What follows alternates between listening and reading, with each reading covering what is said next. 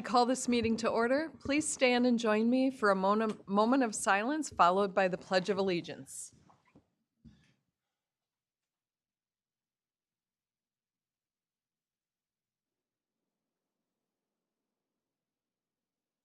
I pledge allegiance to the flag of the United States of America and to the republic for which it stands, one nation, under God, indivisible, with liberty and justice for all. Thank you, and good morning to everyone on this December 7th day of 2023. This is a meeting of the Sherburne County Board of Commissioners, and we have a full room, so lots going on today. It's great to see everyone out there. With that, we will move right along. We do have some commissioners with different things this afternoon, so we're going to try to really stick to our schedule or even move ahead a bit. So I hope people, I won't rush people, but just to be aware of that. And we also have a 10:30 fast stop that we celebrate anniversary employees in the building. So we will move on to approving the regular meeting proposed agenda. I've been notified of no changes. So I would be open to a motion. Madam Chair, so moved. Motion's been made by Commissioner Danielowski. I'll second that, but I would like to, is the farm family here? Could we move that ahead? The farm family is here. They are the first on the agenda after the public hearing. You want them before the public hearing? Is Lori here? I don't think they're ready yet, and Lori's not down yet, so. Okay, we're still waiting for some staff, so thank you, though. Seconded by Commissioner Felber. All in favor, please say aye. Aye. Aye. Opposed, nay. Motion has carried. Moving on to the consent agenda, 29 items before you. I'd be open to a motion. I would like to remove item 220 for further discussion. 220, we will remove. Madam Chair, I'll second that with the removal of the 220. Motion's been made by Commissioner Felber, seconded by Commissioner Danielowski. Any others? Seeing none, all in favor, please say aye. Aye. Opposed, nay. Motion has carried. Item number, we'll take on now item number 2.20. Commissioner Felber. Yes. So this is more a continuation of some of my other issues with this. I mean, this is an approval of funding for appraising properties prior to taking them on a county road, which my conversations with the state say that we don't have to expand our right-of-ways on these county roads, only on our county state aid highways. So I would remain opposed to spending any funding on doing that. I mean, this first $66,000 would be followed by hundreds of thousands of dollars for purchasing the land, and then, you know, certainly a significant expenditure to reshape that land afterwards. Okay, any other comments? So how would we like to deal with this? Since it's an individual item, just have a motion to approve, a second, further discussion, and then take the vote.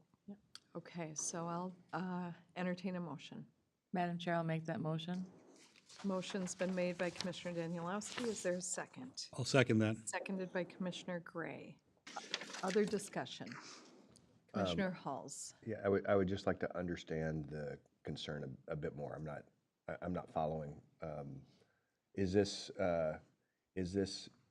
in relation to all appraisals, regardless of whether it's a CSAH or not, or is it specific to not? So I'm wondering the scope of the concern, I guess, is my question.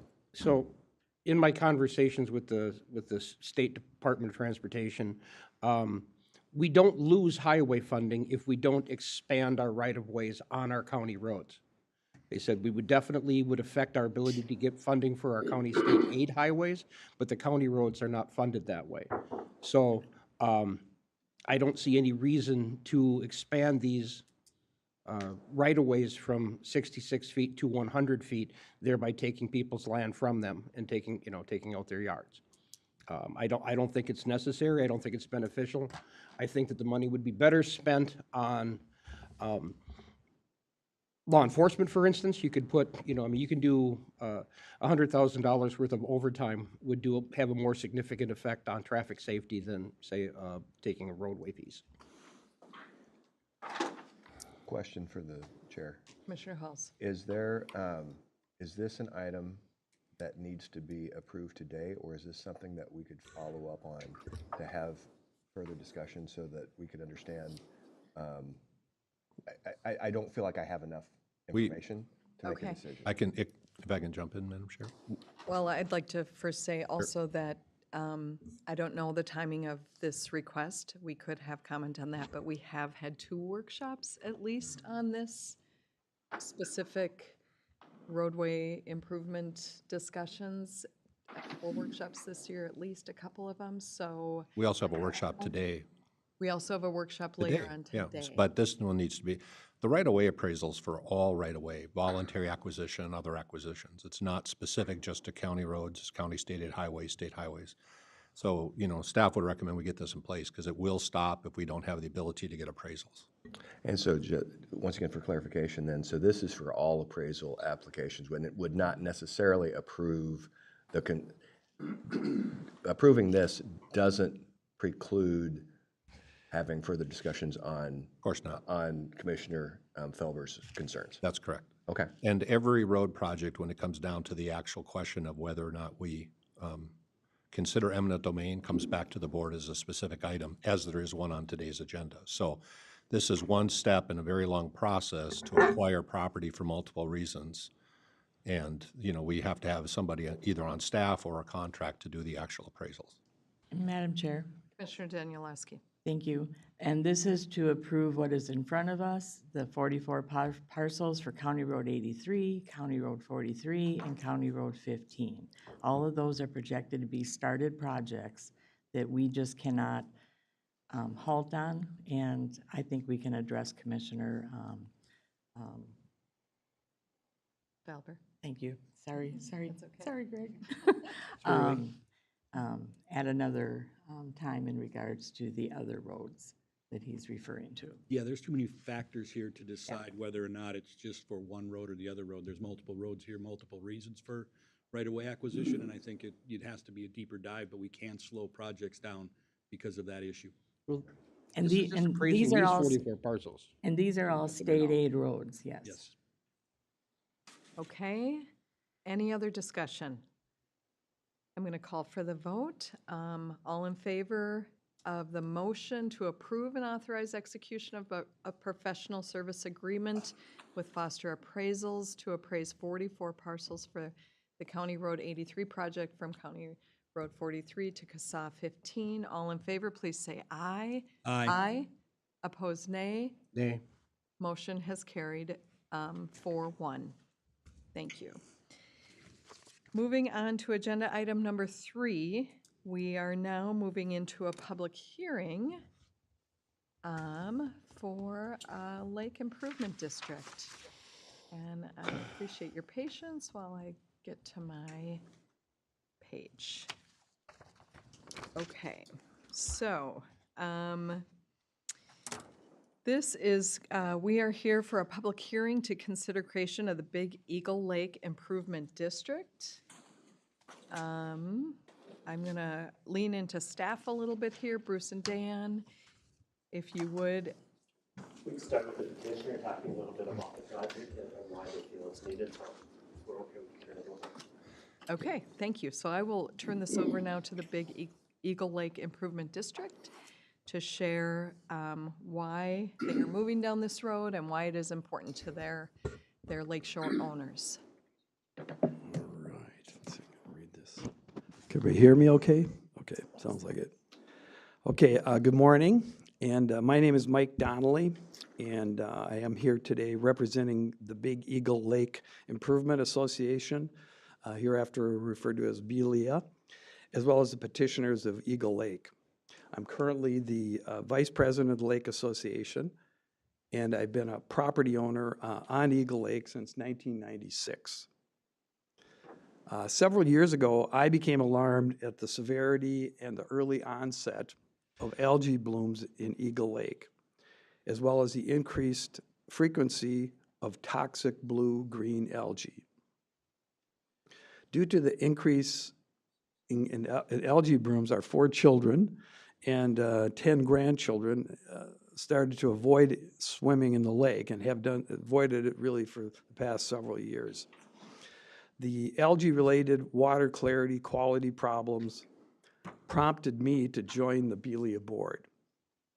Belia has done a good job overall through the years of managing aquatic invasive species, specifically Eurasian water milfoil and curly leaf pondweed.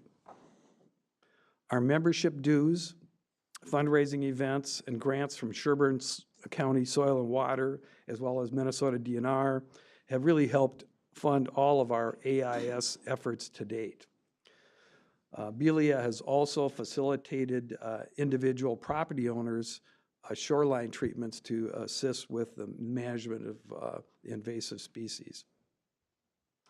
In early 2022, Belia sent out a survey to all lakeshore owners abutting Eagle Lake to identify their main concerns and to help us prioritize Belia's efforts and investments. The survey results made it abundantly clear that water clarity was the main concern of the property owners. In 2022, the same year, Eagle Lake was classified as impaired by the Minnesota Pollution Control Agency.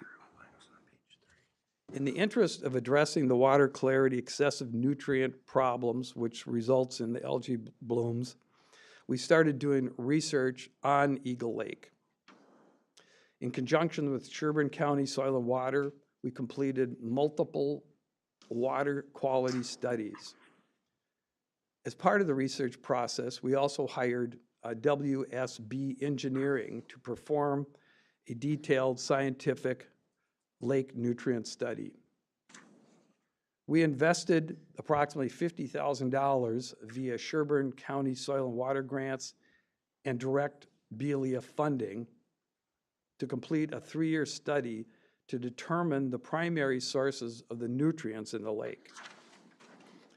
The study identified the 3 primary sources as the bottom of the lake sediment buildup, it's a shallow lake, nutrients washing into the lake from the large watershed, and the excessive carp population stirring the sediment on the bottom of the lake. This all led us to identify our next course of action. We recognized a critically important need to form an Eagle Lake Improvement District.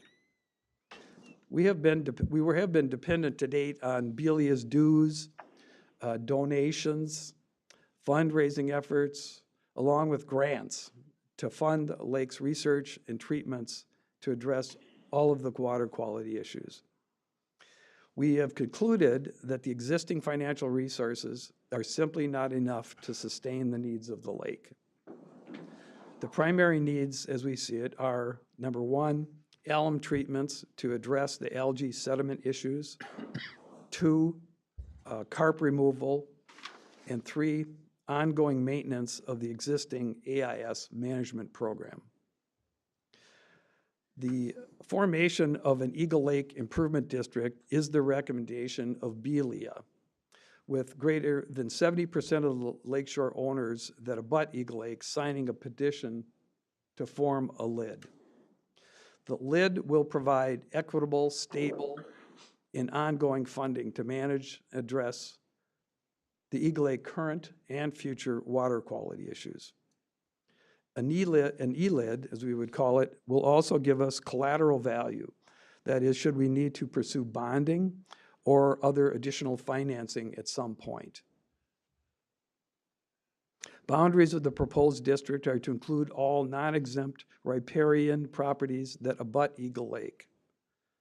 The proposed district would be managed initially by a 5-person board of directors, subject to the bylaws of the district and Minnesota statutes and rules. Directors will be property owners in the district, and the majority of the directors must reside in the district. Belia will continue to work in conjunction with the county assigned ELID board members to facilitate the coordination of financing, project priorities, and continuous application of grants from the various resources that have helped us to date, such as Sherburne County Soil and Water, Minnesota DNR, and the Bureau of Water and Soil Resources. And as we tried to communicate this to the residents, property owners on Eagle Lake, we started, we wanted to make sure that everybody knew what was going on, what the value of it was, and what our hopes and plans were. So we proceeded with educational mailings. We did an actual presentation of what is a LID at the Belia annual meeting. And finally, we did an individual door-to-door campaign to address questions, answer questions, and secure signatures of support. Another mailing was then sent to those who hadn't responded to the door-to-door campaign. Some of the folks don't live on the lake and weren't there, so everybody should have gotten a mailing at minimum. And as we tried to communicate clearly to every single individual property owner. In conclusion, the response from the property owners was overwhelmingly positive, with greater than 70% of the possible signatures signing the petition. It's also important to note that Eagle Lake Improvement District will be a benefit to the many other Sherburne County residents who regularly use this lake year-round. Thank you for your time today and considering our proposed Eagle Lake Improvement District. Okay, thank you for that overview. And then I'd like to ask staff to summarize the DNR report. Good morning, Commissioners. Anytime a LID petition is submitted, the DNR provides us a detailed report reviewing the request. And so I did create a summary. They request we read the entire document for the record. If you're okay with that, I think I'll just summarize a few points. Sure, thank you, Dan. The residents around Eagle Lake have become increasingly concerned about the lake quality issues. The Lake Association has invested heavily in understanding the conditions leading to and possible remedies to address these issues in partnership with the SWCD. And these assessments have led to remediation recommendations that come with a cost, and a cost that exceeds a voluntary association membership that can address that alone. So in their recent letter, the Minnesota DNR approves the proposed boundaries for the LID, the legitimacy of the petition, and the remedial efforts proposed to address the identified lake issues. Dan Sabalka from the SWCD is here if there are any technical questions about the actual report, but in general, the DNR supports the project moving forward, the petition moving forward. Okay. So I think we will open the public hearing. This public hearing is to hear from any people in support or opposing this proposal, this LID. So is there anyone here that wishes to speak to the creation of the Big Eagle Lake Improvement District? Okay, sir, if you just take the mic, and if you could state your name and your address.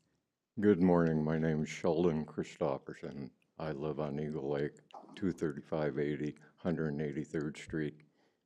And I've been on the lake for over 60 years. I've seen the lake as its population has increased, the water has diminished. I believe that there are other factors that need to be addressed before we proceed into the LID, ELID, and I would like to see those addressed before we end up joining or creating a LID. I believe that the taxation part is something that you have over 140 residents on the lake, and there's roughly a little over 40% that are not members of the association. Some of them may increased tax would create undue hardship on some of them. Not all of them, but some of them. But there are other issues that they have addressed that have worked great. The main concern is the watershed. In other communities, to battle the clarity of the lake, the cleanliness of the lake, they put in holding ponds and tiered systems to create the unsettlement of the water in the first pond, runs off to the second pond, and then so forth through the third pond, and then into the lake. That creates a sediment in those areas, and the clearer water, cleaner water, is then finally trickled into the lake through that. We have a creek that has multiple entrances to the watershed into the lake. With the increased building around Eagle Lake, the watershed, I believe, is the primary pollution of the lake with the phosphorus. Lots of lawns, lots of phosphorus and fertilizer running off, and a three-tiered system does stop that. There's many, many examples out there in different communities to look at and see how they progressed. I'll cite one is Cedar Lake in Minneapolis. They created the tier system for all the sewage and water runoff that was creating a problem in Cedar Lake. After doing the three-tiered system, 5 years later, that lake was impeccable, just by doing something simple as that. Okay, thanks, Sheldon. But that's about all I'll say right now, because I know we're under constraints. Thank Well, you. and I know with you 60 years on the lake, you've got a lot of history there, so you've seen a lot happen. So I have. appreciate that you come and share with us your thoughts. Any other people here wanting to speak on behalf or in opposition to this proposal? Anyone else?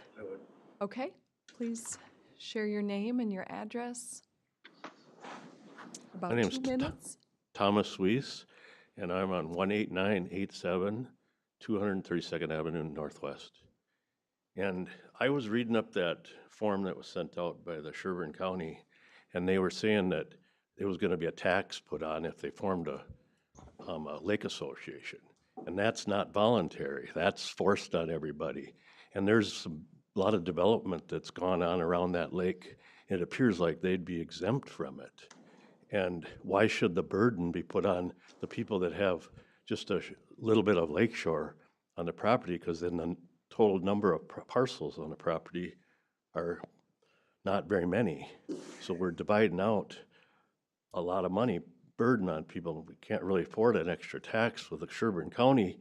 Like my property taxes were $4,400 this year. And I got if you had the exact same property, the same assessed value up in Cass County, the property would be $2,200. There's some problem in Sherburne County if they have to charge double the taxes of another county in Minnesota. So that's all I have to say. Thanks, Tom. Any other people? Again, state your name and your address and about 2 minutes sharing time. Morning. My name is Gordy Westerland. I'm Sheldon's neighbor. Sheldon and I are neighbors. Sheldon expressed some concern that we weren't doing enough with what's flowing into the lake and the sediments coming from the watershed. That was part of the study. The study identified 3 primary causes of the algae blooms. Sediment on the bottom of the lake, the carp disturbing that sediment, and then what was flowing in from the watershed. Our consultant quantified how much was flowing from, or how much was contributed from each area. the sedimentation on the bottom and what's flowing in from the watershed about equal.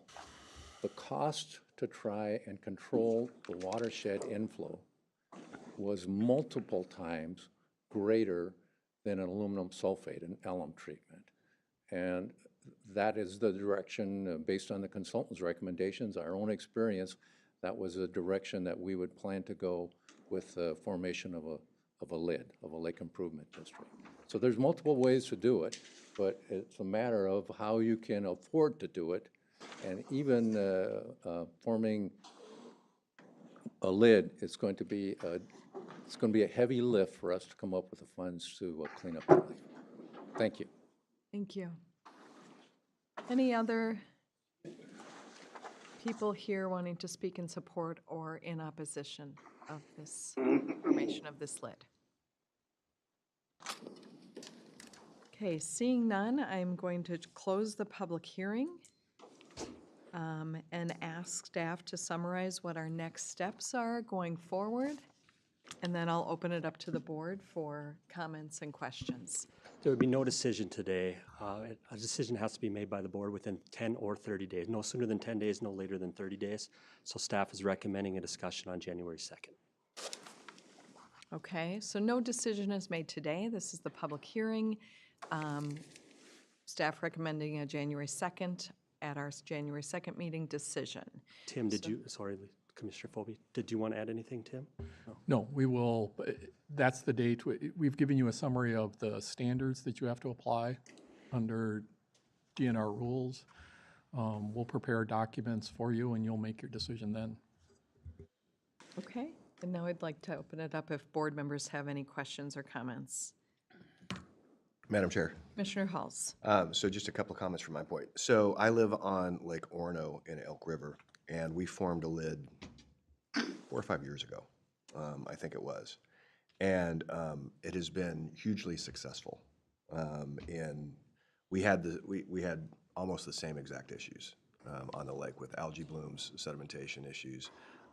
Our issues are more with also filling in the lake with sedimentation, but the LID has been hugely helpful to improve the quality of the water and control the invasive species coming into the lake.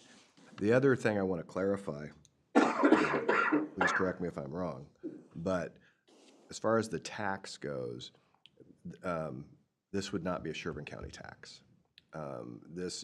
Sherburne County would collect it and distribute it for the LID, but the fees are actually voted on and decided on by the LID board, which is made up of the residents around the lake.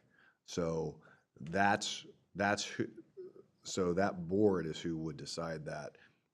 They then provide the information to Sherburne County. Sherburne County purely acts as the collection agency for that, and then distributes the funds back to the LID. Yep, I believe that's accurate. Yes.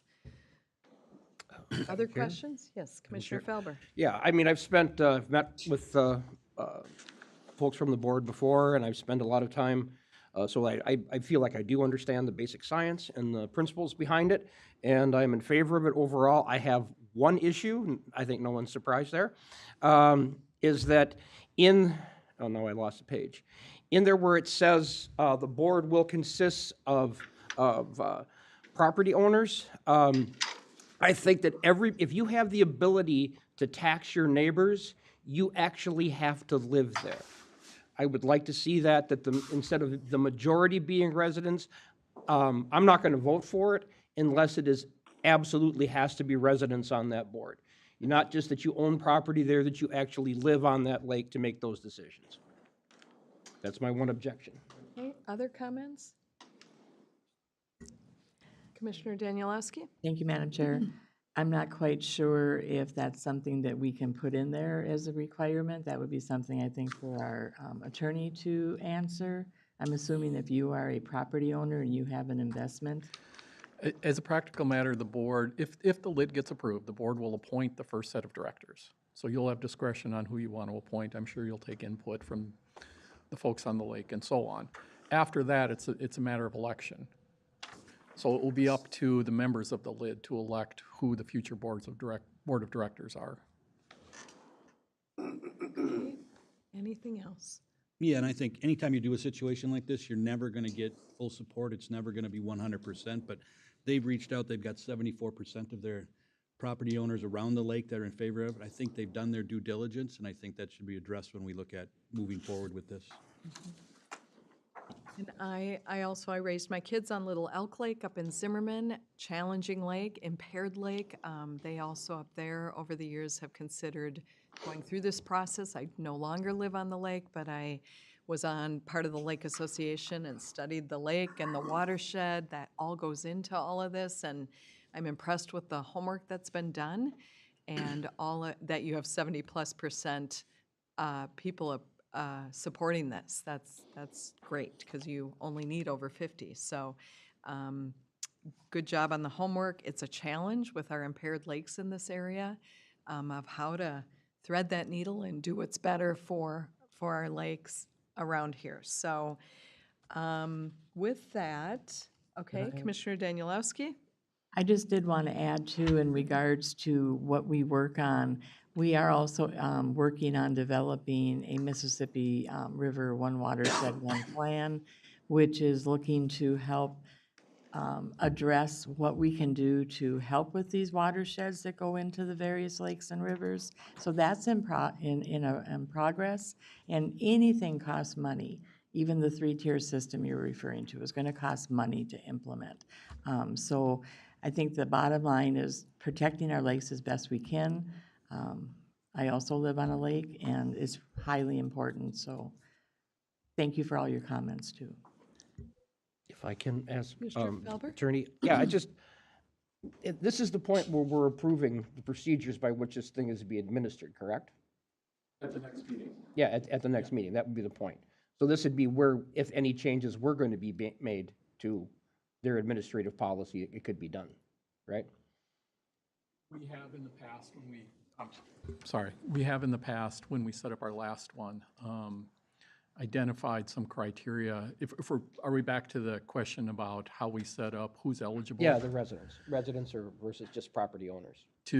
Yes, we've generally said, if you are going to be eligible to be assessed for the costs of that, you are eligible to be elected for the board of directors.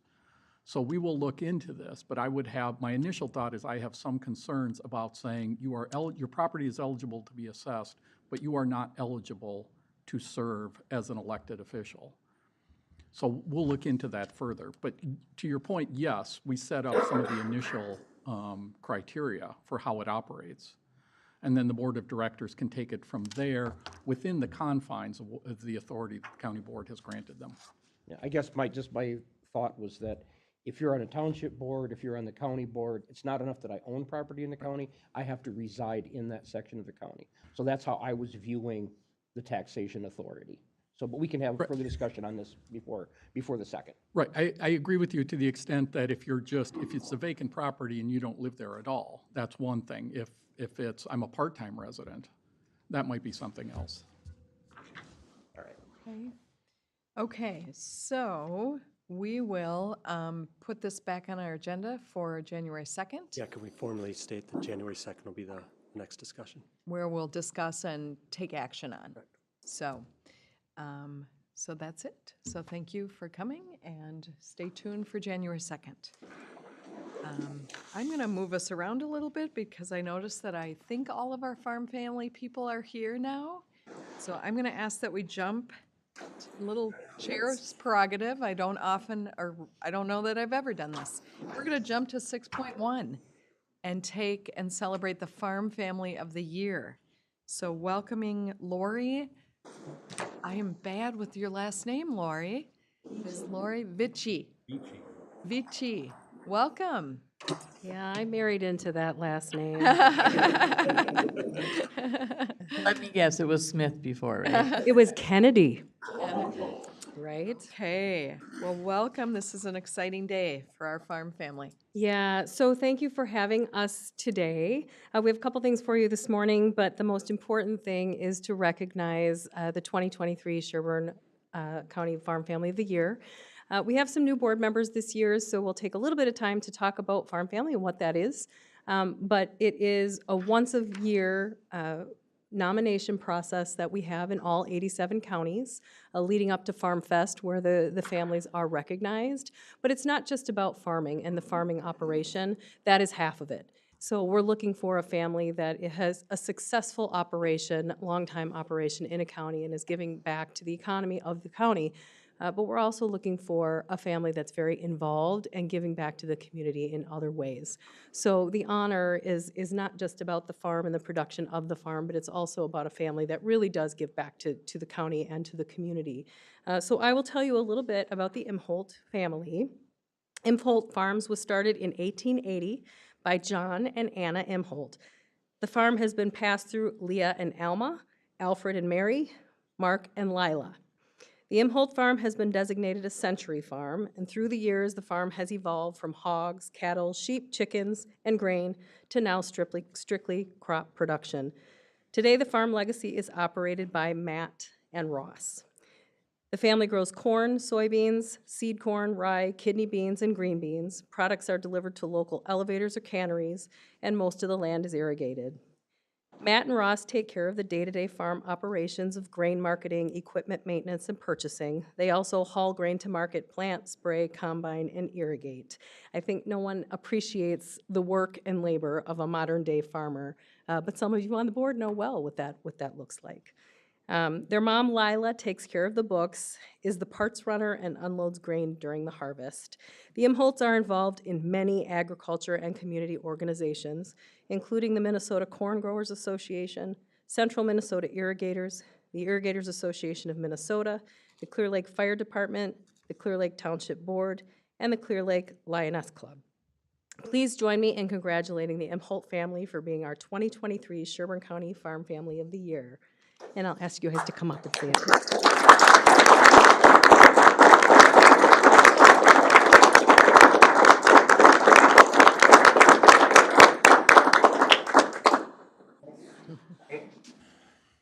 You guys have to talk now. Speech. All right. So I'm Ross, and my brother, and then his two kids. I guess our goal is to hopefully pass it on to one of them, or at least my goal. That's what I got. Thank you. Do you hope to farm someday? Come tell them that. Go tell them. I hope to farm someday. Great.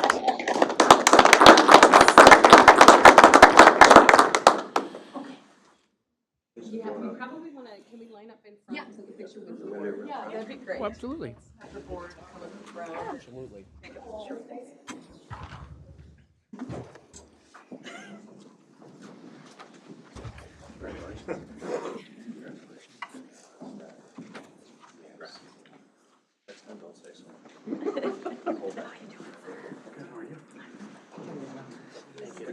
If you guys want to go forward a little bit, we'll stand behind. If you guys want to just move forward a little bit, some of us will go behind you. Who's got the certificate? Madison. Okay. All right, so are you going to? I can stand behind Lila. I do that that you do farm because I like to eat. Slide in, Greg.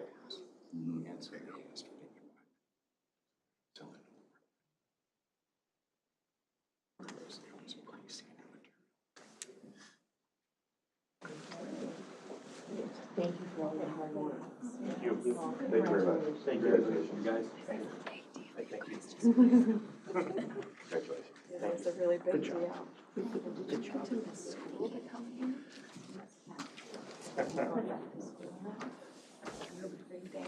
Congratulations to all of you. Thanks.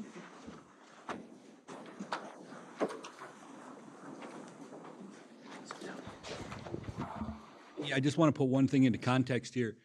Our family received Farm Family of the Year only farming after about 15 or 16 years within this county. They've been doing this for over 100. This is long overdue. Lori didn't have enough time to explain the extent of the work and the commitment to this community and what this family has done. And I think we'd be here for an hour if we wanted to go through all of that. So this is well deserving of this group of individuals.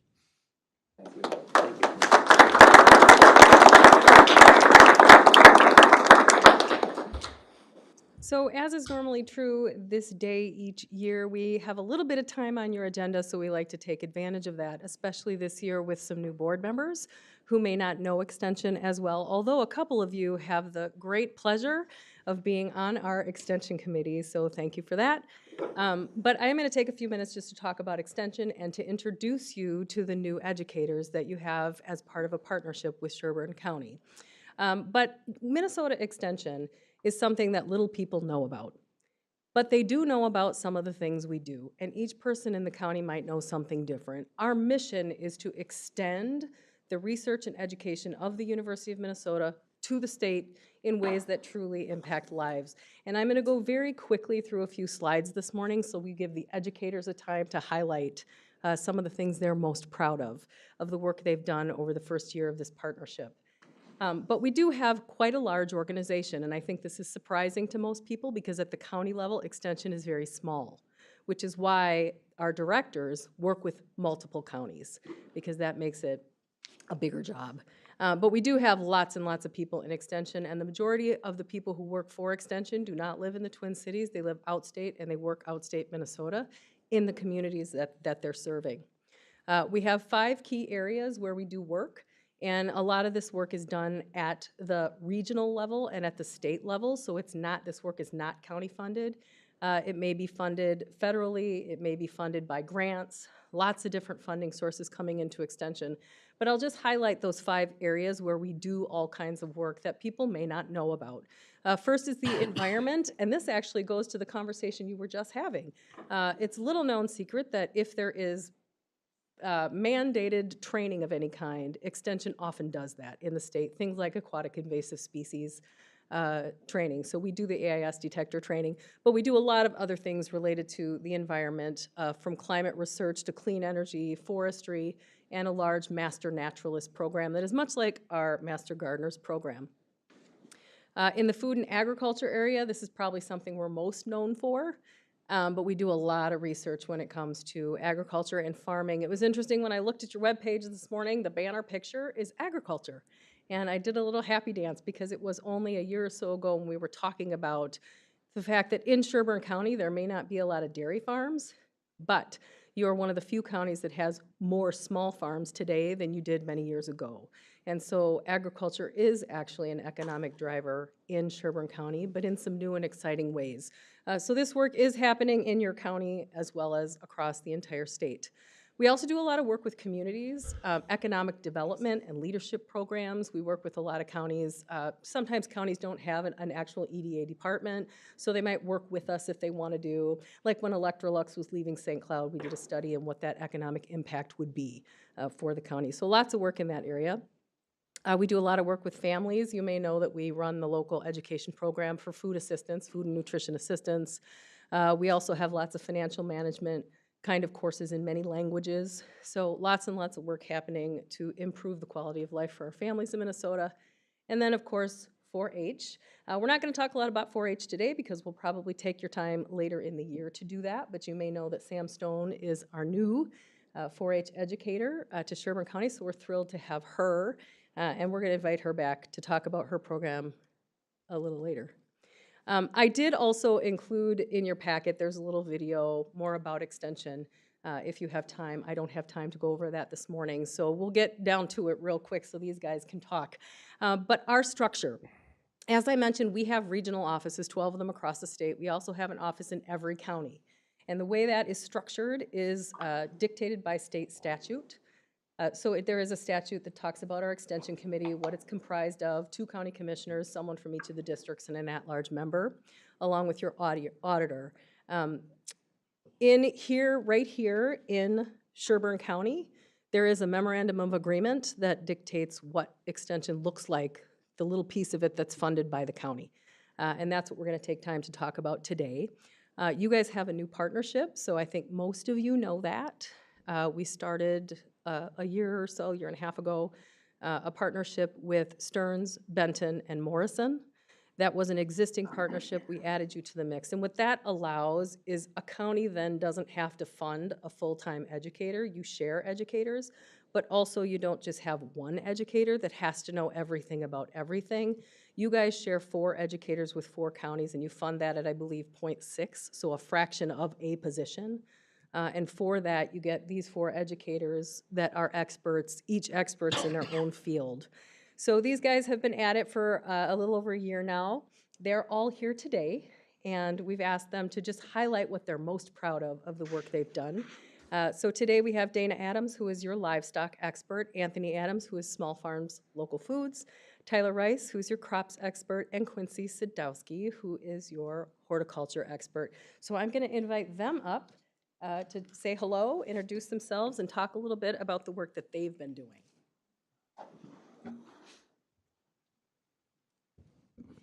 Oh, wait, there we go. Okay. Good morning. Dana Adams. Expert sounds really heavy. I'm the livestock educator. So I work primarily, especially in central Minnesota, with dairy and beef producers. Those are the ones that I have my strong relationships with. The places where I do technical service. So if someone calls in the office and says, can I feed drought silage to my cows? I have an opinion. I have resources. I have specialists like the ones that were in the pictures to be like, hey, Jim, is this a good idea? What fraction of the ration should it be? Those kind of questions. So I have those relationships. That's the education that I bring to Stearns, Benton, Morrison, and Sherburne counties. So as far as the programming that I've been most proud of this past year, it's been my farm field day, my dairy field day in, what was it? August. It was in Melrose. We had wonderful turnout, wonderful engagement. We were able to highlight a local successful dairy farm that has grown over the past, actually, they're like 100 years, but we're able to bring that kind of education to our producers. I also offered a beef field day in beginning of June. I'm like scrolling through my Rolodex of time as to what I've been doing this summer because I try to keep myself active. And I just held a farm finance program yesterday. But regarding that beef field day that we held in Sherburne County, we had good turnout, we had specialists there, we had experienced producers, we had new producers, and we had producers who were thinking about, like, I think I want to get into beef production. What does that mean? And my favorite part of that field day in Sherburne County was seeing my like 200 head producer talking to someone who is like, I think I want to do this, and like the side conversation. So yes, there's presentations. Yes, we're walking through a field, but we're also having those side conversations of experts in the room, and just those real life experiences, those conversations happening. So very happy with how we're engaging Sherburne County, and of course, we would like to stay engaged with Sherburne County. Thanks, Dana. Great work. Anthony, who's going next? Whomever. Alphabetical. No.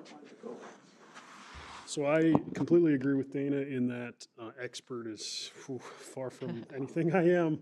I'm just a person who has been trained in the area of crop production, both from on-farm experience on the family farm on up through my education and so on. And so a lot of this comes from experience. And one thing I'll say about Sherburne County is the diversity of experiences that I've encountered. As you know, we in Extension have a strong connection to the folks who are the experts, who have studied one narrow subject area very closely. And so we can connect the dots between producers' problems and those experts. And not only can we connect directly to the University of Minnesota resources, we have a whole other network of other land-grant university resources and beyond that we're fairly familiar with, all of us, and we can connect producers to those solutions.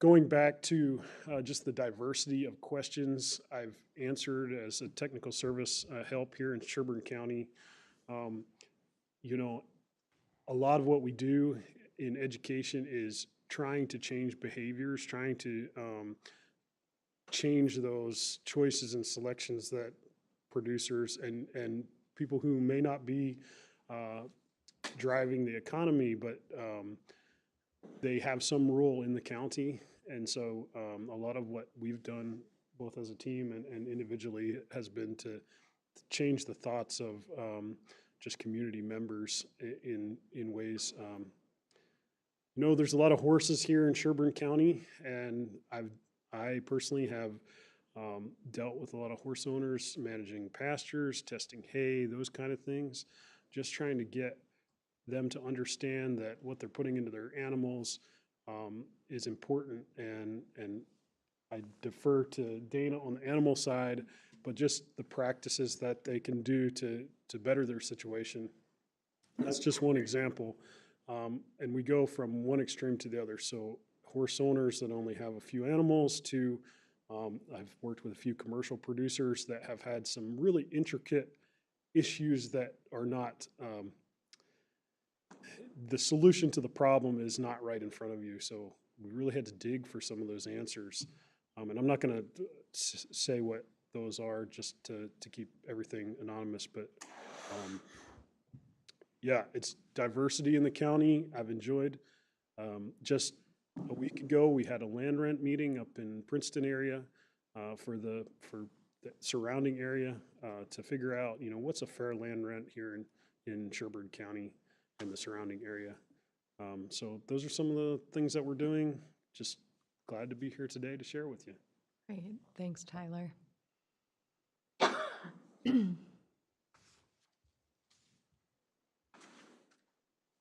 little bit shorter. Good morning. Good morning. I'm Quincy Sadowski. I am the horticulture educator, so I get to be educated and help other people become educated as well. So expert is a very heavy title to hold. So I mainly work with two groups of people. I work with the general public with more of their gardening concerns on their land and property owners, but also I work with master gardeners, and I'm going to talk a little bit about both of those groups today. Sherburne County has 52 active master gardeners. We actually meet here in the building once a month. As of last year, they're getting their hours in this year. They're due the end of the month, so I don't have numbers for you quite yet for this year. But last year, we had, let's see, I have notes, 2,700 hours of volunteer work that the master gardeners provided the county. So the state gives us a value to volunteer time, and that's a little bit over $34. So if we calculate that, Sherburne County Master Gardeners donated $93,069 of their time. So hopefully this year we're looking about being on track. We're getting more and more involved with some of COVID, kind of set the group back a little bit just with how they run things, but we're getting back on track. So great job for our group. We're actually looking to have a garden here on campus here. So Master Gardeners, one of my interns this year is taking that project. So look forward to that in this coming summer. The other portion of my job, as I mentioned, is property owners. So I get a lot of technical assistant calls. Most people think I just sit at my desk and answer the phone, but that is not all my job. But this summer really showed people being concerned about oak trees. So oak trees are one of our high value trees, and people are attached to their trees, me included. So lots of calls of, they're looking sad, what do I do? So I took that all, probably 80% of my calls were oak tree related. Concerns about oak wilt, but also just overall health of the tree. So because of that, I reached out to the DNR and their forestry project and was able to get a speaker, and we addressed a big group of people.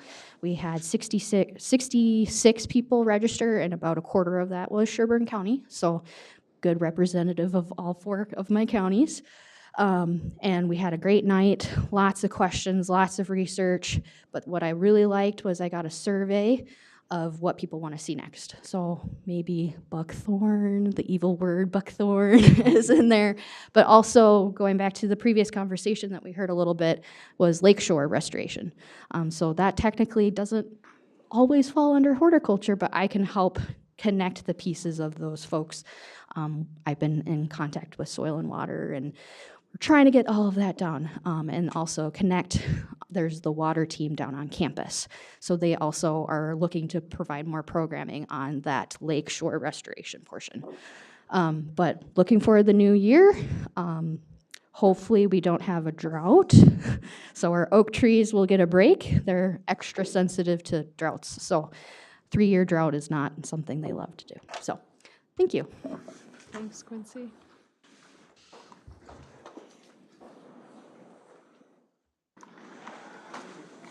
Anthony.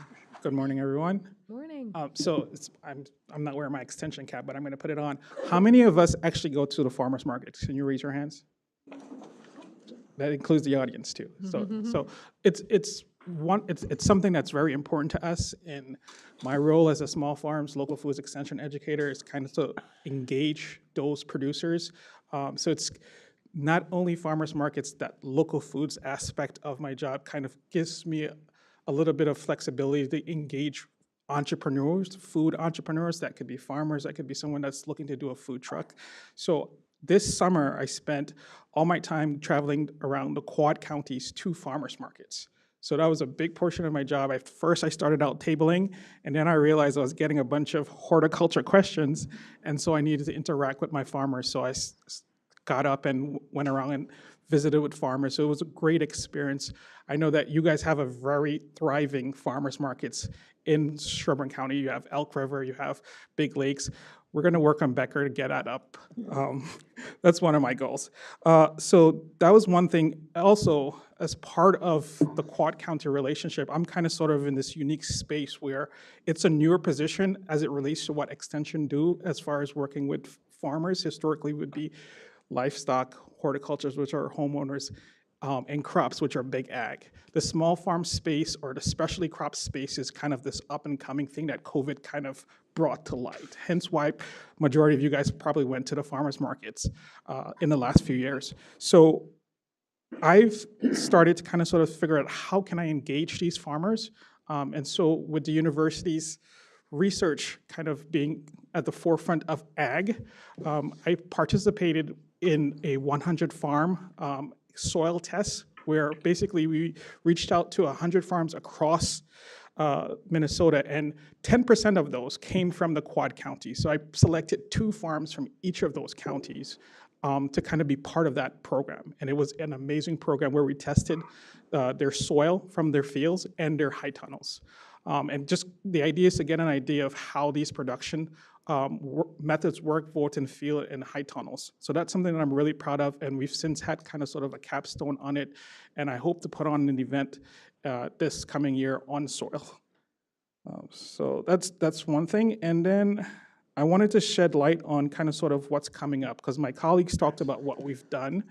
So apart from us just going out and meeting farmers, being present, we're actually putting on future events. So Annie's Project, some of you who were here last year may have heard me talk about Annie's Project. It's a project for women in agriculture. It's a 6-week course where we cover kind of sort of 5 key risk area. If you're interested, please reach out. Also, I have a workshop coming in January called Show Me the Money. So the first question I asked my farmers when I went out this summer is like, hey, how can I help? Very first thing they said, water. I'm like, I'm sorry, I can't make it rain. It'd be really cool if I did. But the next question they asked about is, how can I get more money? I need more money. Can you give me more money? So this workshop called Show Me the Money is basically geared at breaking the mold of grant writing. So the whole workshop, it's a two-day, so Saturday, 2 Saturdays, not consecutively, for producers to come out and actually get some hands-on experience in writing grants. The first grant's gonna be something super simple, maybe a 1-pager from SARE. The other one is gonna be a little bit more in-depth. But the goal is to kind of sort of provide some form of resource to producers that are coming out. So that's that Show Me the Money workshop. It's happening in January 6th and the 20th. We also are probably going to be having the Small Farm Startup School. So it's kind of one of the things that I've observed is a lot of producers that are in the farmers markets are, hey, you know, I got this farm or I got this land and COVID showed me that I could grow vegetables and, you know, I really do it really well, so much so that I have access and I really want to make a profit out of that. Can I do that? And so the Small Farm Startup School is kind of geared at beginning emerging farmers to kind of provide them some resources and information on how to actually be successful. Again, we can try to provide the information, it's up to the producers, but I think by providing the education, it's kind of sort of giving producers a leg up. Any questions? Thanks, Anthony. Any questions or comments? Great work. Thank you for funding this partnership and for taking time this morning to let us talk about what we've been up to. As you guys may know, our memorandum of agreements across the state are expired this year, so I will be up in front of the board not too long talking about that contract. Don't expect to ask for any changes this year, but I'm really hoping to continue this growing partnership and keep that moving forward. I will say that one of the highlights for me of pulling Sherburne County into this partnership is that there are so many great opportunities for partnerships with organizations across your county. You have things like the Irrigation Research Station that is a U of M thing that we get to then partner with. And we weren't able to do a lot of those partnerships. There's things in Big Lake and a lot of different places around the county where we often talked about Sherburne County makes so much sense to be in this mix because they have so much going on. And so now we're able to explore those partnerships and really starting to do some things with those partnerships. So thank you for that support, and hopefully we'll be able to continue that. Great, thanks, Lori. Oh, and congrats again to the Impolt Yes. family. Congrats. Okay, well, thank you for all of that information, and congrats again to the farm family. So we're going to move along with our meeting and pop back to item number 3. That of, no, I'm sorry, 4, open forum. Ms. Keisha, do we have anyone signed up for open forum? We do not have anybody signed up, Madam Chair. Okay, great. So we will move along from open forum to announcements. Number 5, Mr. Bruce Messelt. Thank you, Madam Chair, members of the commission. I just got a few short announcements here. First of all, if you wondered about December, the flags at half-staff today, I just want to note they are at half-staff in commemoration of December 7th, 1941. The governor and I believe the president both asked that we fly flags at half-staff, recognizing that this day is truly a day that continues to live in infamy.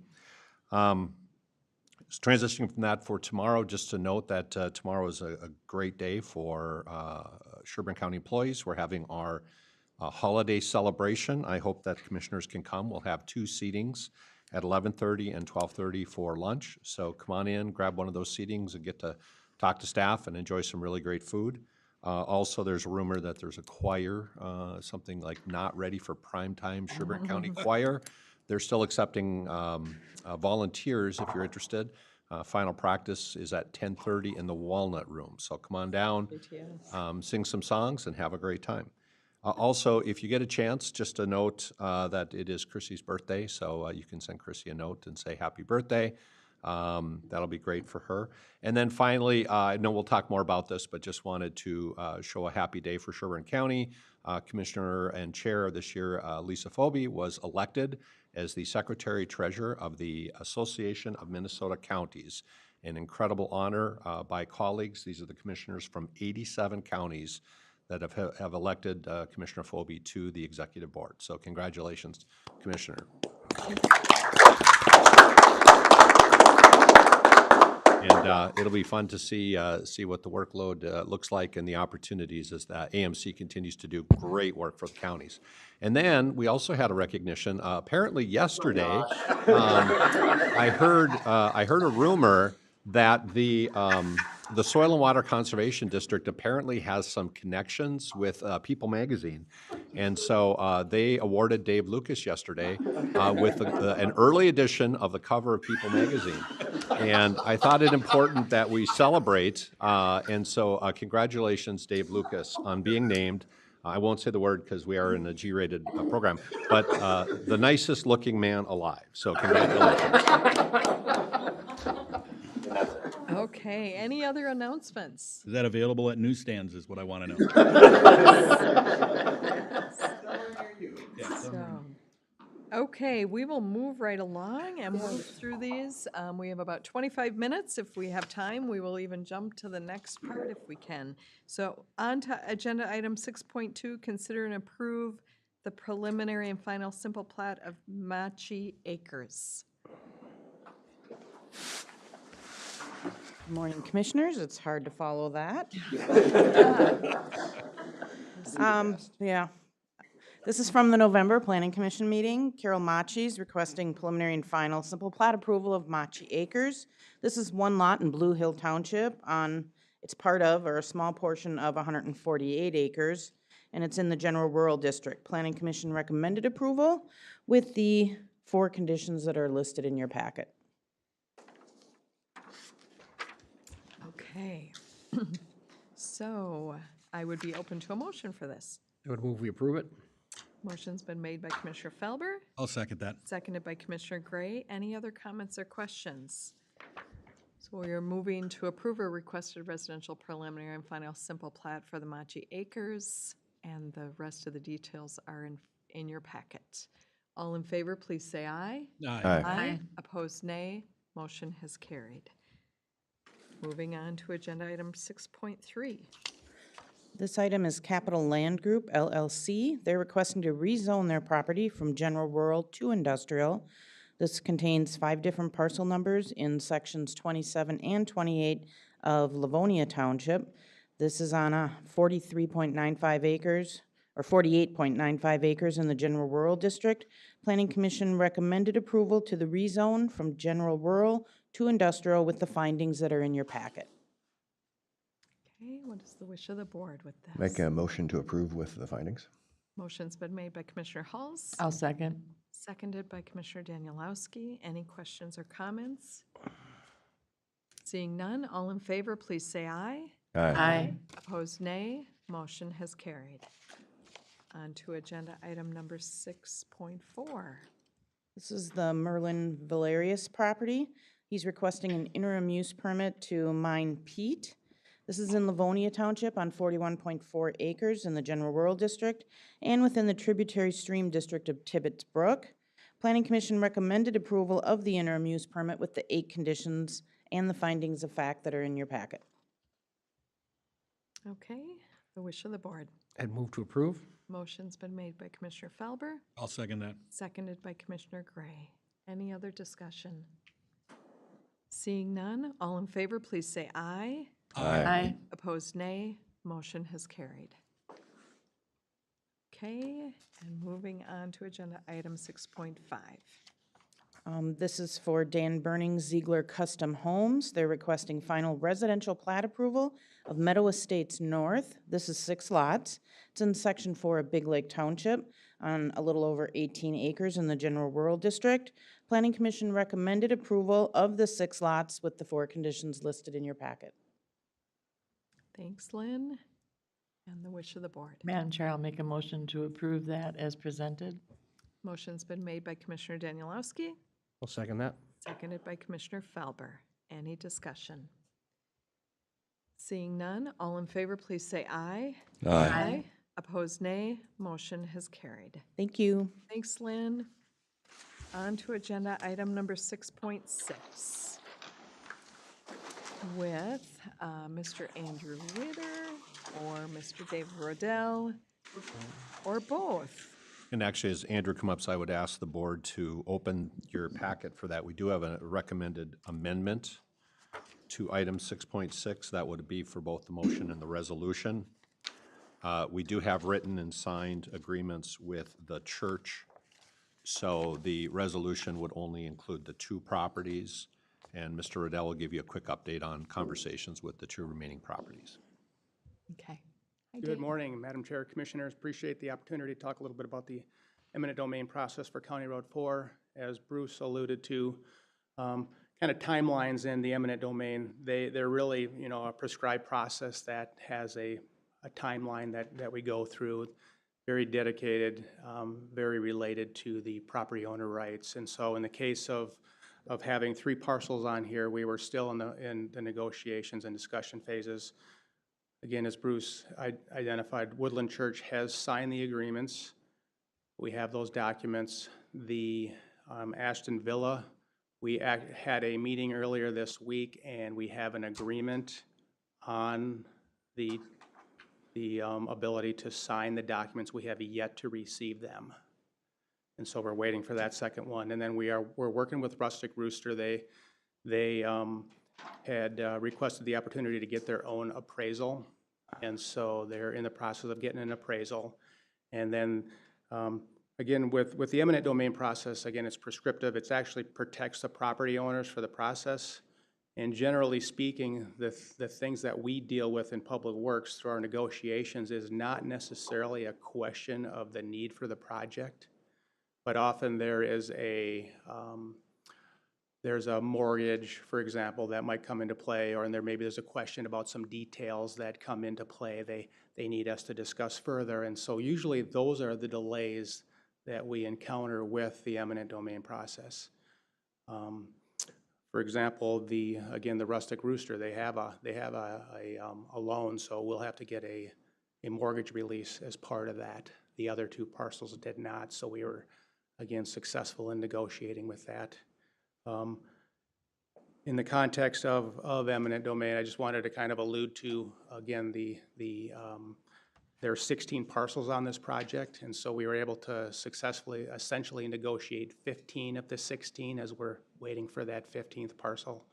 The process is generally, once it hits working with our county attorney's office, it's about a 1-year time frame here, and then previous to that, we've been working since January of this year on property owner discussions and conversations. And so our Public Works Department and our consultants that we work with in negotiations work very hard at working with the property owners. And sometimes, you know, there's an inability to just strictly connect with them. And so what that does is, in order to make sure that we're able to keep our projects on schedule, we go through the eminent domain proceedings. And it's more of a matter of getting people to act. Most often with a mortgage release, $2,000 mortgage, they may not be interested in signing off on it. So the process gets the paperwork in front of them so that they do sign the documents. So thanks, Dave, for that. And if I may also say, since I was elected to this seat, this has been the #1 project for the city of Zimmerman. They have, we've had unfortunate fatalities on this road. Their #1 concern in this area is safety. Compared to 10, 20 years ago, the volume of cars that go through there on County Road 4 in Zimmerman, because of our population increase in that area, is unprecedented. So something needs to happen to this road, and the city requested also that a trail go alongside this road, so that impacts property owners even more. But the city said, we will go along with this and work with you if we have X, Y, and Z. So it is a very small space. We've gone through there. Lots of traffic going through there. 2 schools in the area. It's critical. So I appreciate the work that's gone into this. It was city's #1 project when I came on board. So, Madam Chair? yes. I'll make a motion to approve the resolution number 120723-AD-3114 to acquire the property for the County State Aid Highway 4 reconstruction project. Motion's been made by Commissioner Danielowski. I'll second that. Seconded by Commissioner Felber. Any other discussion? Seeing none, all in favor, please say aye. Aye. Opposed, nay. Motion has carried. Thanks. Thanks, Thank Ann. you. Okay, so we have about 15 minutes before we need to pop over to the employee anniversary recognition. And both So, Tammy and Dan are here if you want to proceed with 8.1 or 8.2, or actually 8. Any of the 8s you can start on, so. why don't we just start with 8.1? Tammy, Ms. Tammy Bigelow. Consider and approve proposed revisions to the Sherburne County Rules and Personnel Policies. Good morning, Madam Chair, County Board of Commissioners. I will go through these revisions, high-level summary as outlined in the RBA. I think some of the revisions are self-explanatory, some may not be, so I will take my cue from you all if you have any questions or wish to discuss. First revision, proposed revision, is to Chapter 1, Purpose, Adoption, and Administration. It's incorporating language regarding preferred names and allowing an employee to complete a preferred name change form request. Preferred names could be nicknames, it could be related to gender identity, etc. It's any name that is not an employee's legal name. Chapter 5, Appointments. This is removing language in Chapter 5.1.4 regarding the requirement of having a performance evaluation completed and done 21 days before an employee's probationary evaluation is due. To be frank, we've missed this deadline here and there, and I think this is outdated language, considering our our performance evaluation process. So for those reasons, I'm suggesting that we remove that language. Madam Chair, do you want to hold questions till the end, or do you want to ask questions as we go through?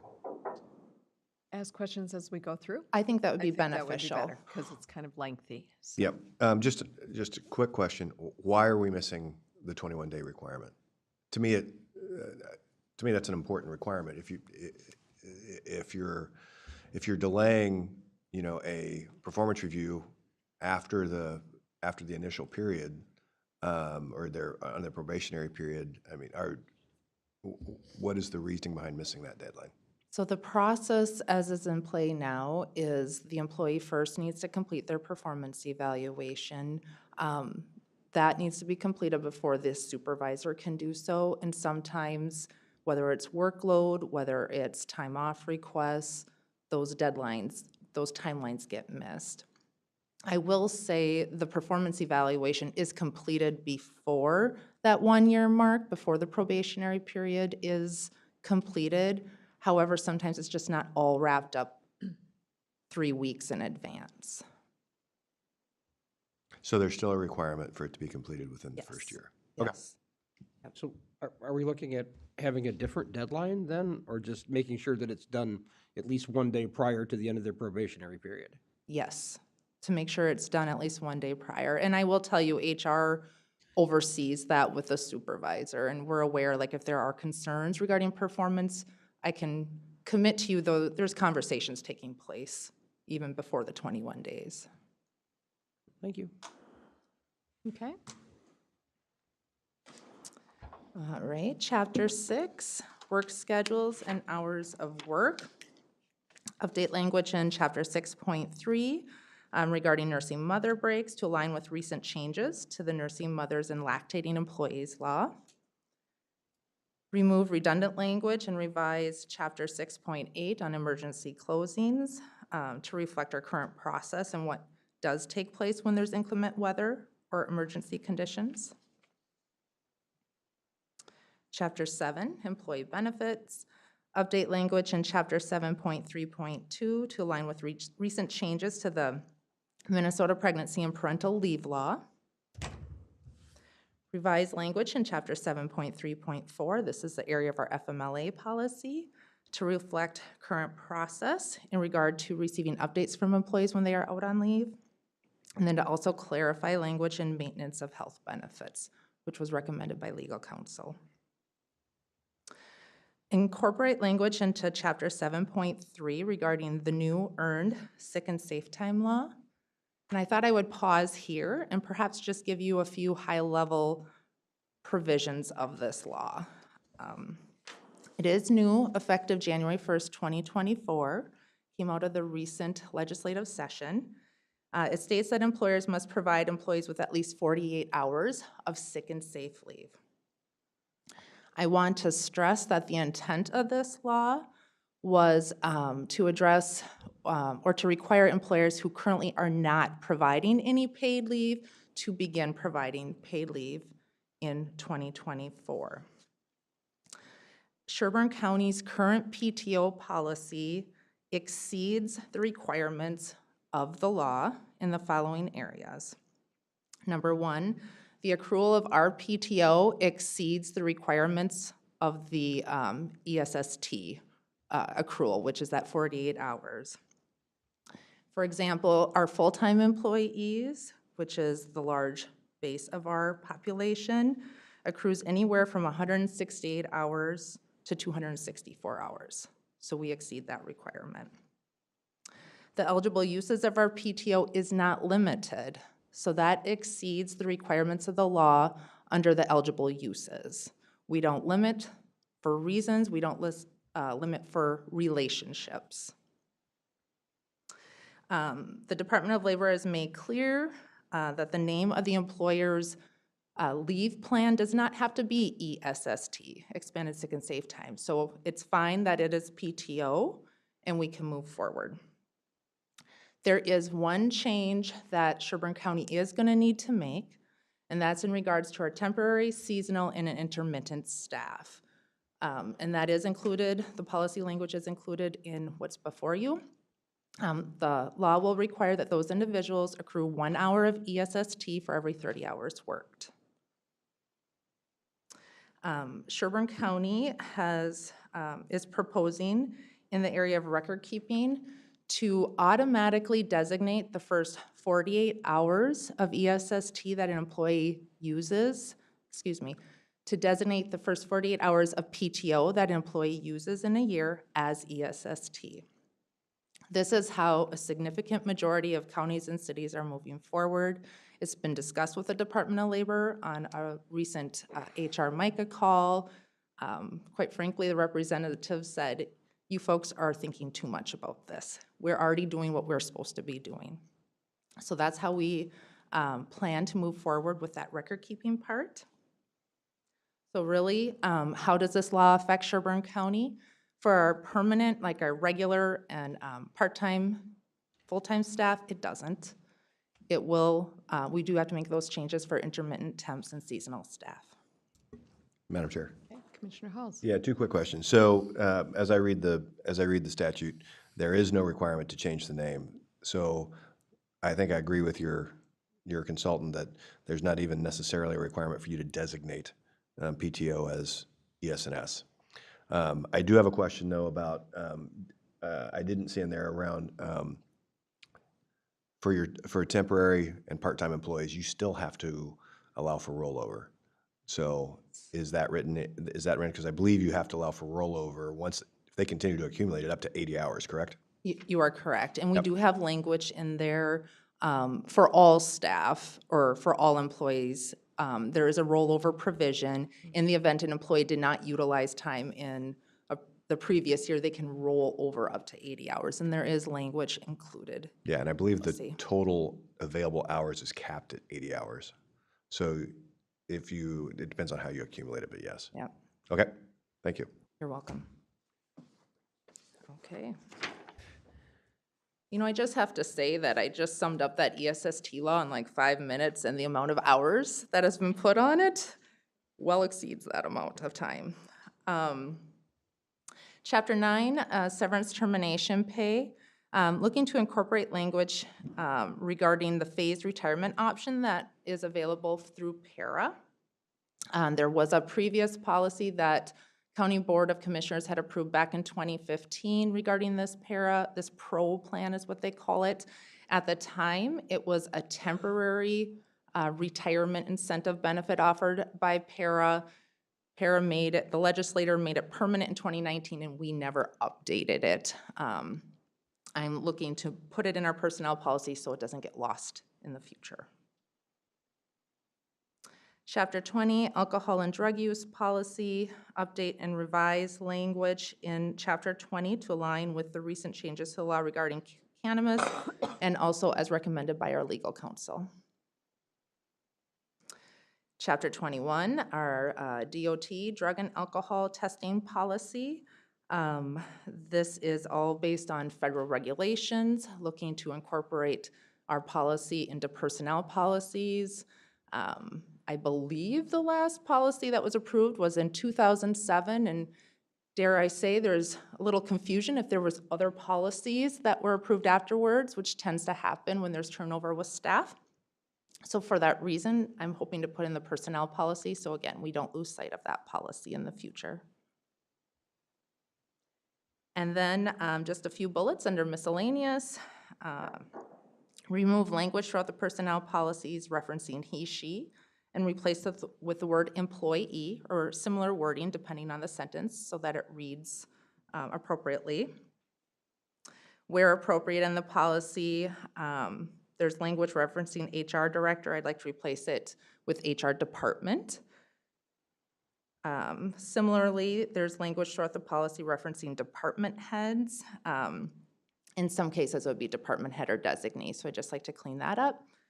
And the last bullet, I may not need to bring it to you all because it's just clean up formatting fonts, but there's a lot of that, and if I had my way and we have time, we're gonna refresh the policy, so I just, in case it looks bigger, brighter, and more beautiful in the future, you know that this is why, so. And with that, that summarizes the Tammy? revisions. So I'd be open to a motion for those changes unless anyone has major issues with any of them. Madam Chair, I'll make a motion to approve those changes as presented. Commissioner Danielowski moves. Is there a second? I'll second that. Seconded by Commissioner Felber. Any other questions or comments? Thanks for your work on that. That's big. All in favor, please say aye. Aye. Opposed, nay. Motion has carried.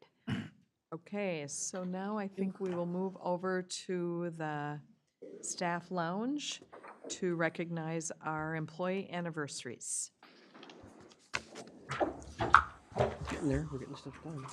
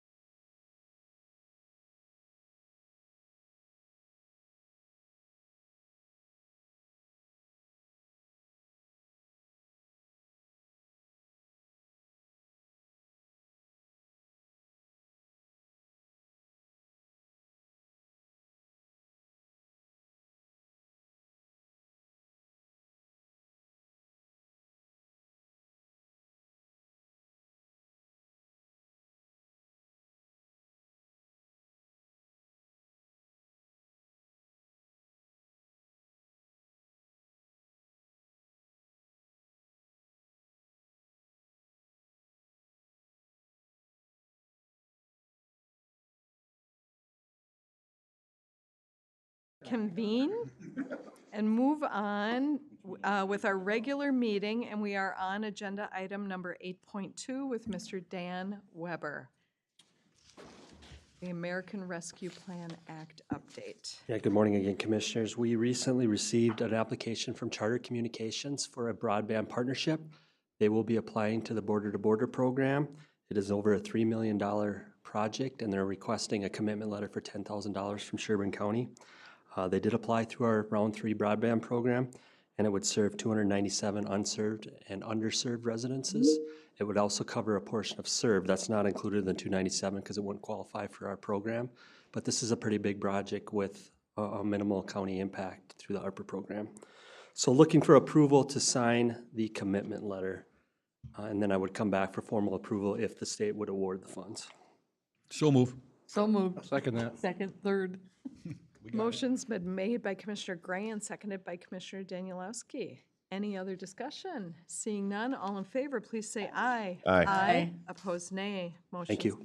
Thanks, Dan. That's a lot of broadband. That is a lot of That broadband. is $3 million. really It's a a no-brainer. good And I think deal. it's from Windstream. I think Charter and Windstream are a affiliate.